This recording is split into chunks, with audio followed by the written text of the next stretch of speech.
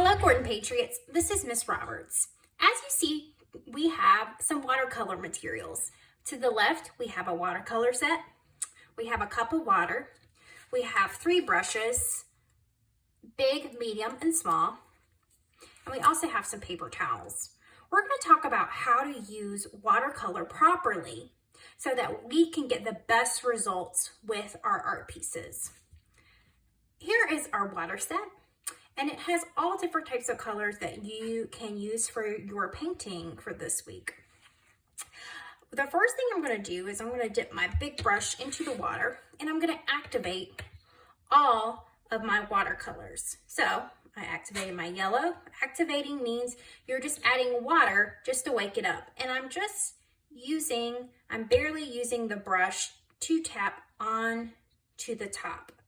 We don't want to dig into our sets like we would do with acrylic or tempera paint. Watercolor works different. This is dry paint, and all you have to do is add a little bit of water. So please don't be heavy-handed with the paint. We want to make sure that we are just gently tapping the top. Okay, got my orange, red, brown, and black. All right.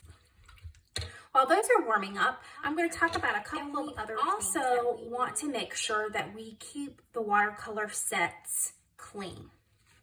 This means that we cannot use a brush and go from yellow all the way to blue. What's going to happen if you mix those 2 colors? They're going to blend and it's going to mess up the set. So the best thing that we can do is use a color. When we're done using the color, we gently dab the brush in the water, tap it onto the side, and then we can get that second color.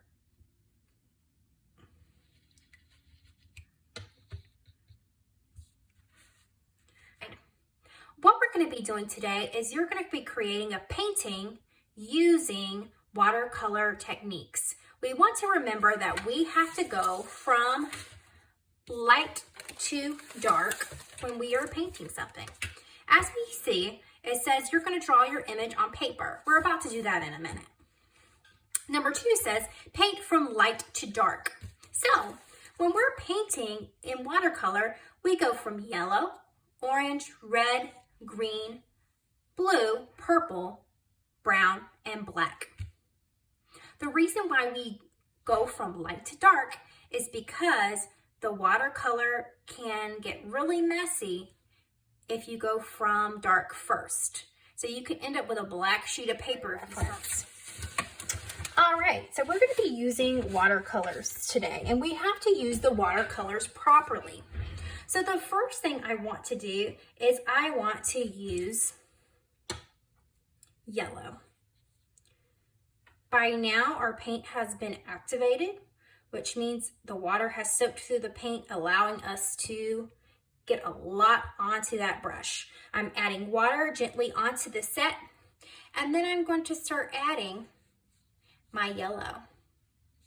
Now, if I want to make this lighter, all I would need to do is add what? Water.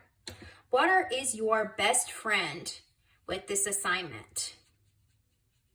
I could go all the way across if I wanted to.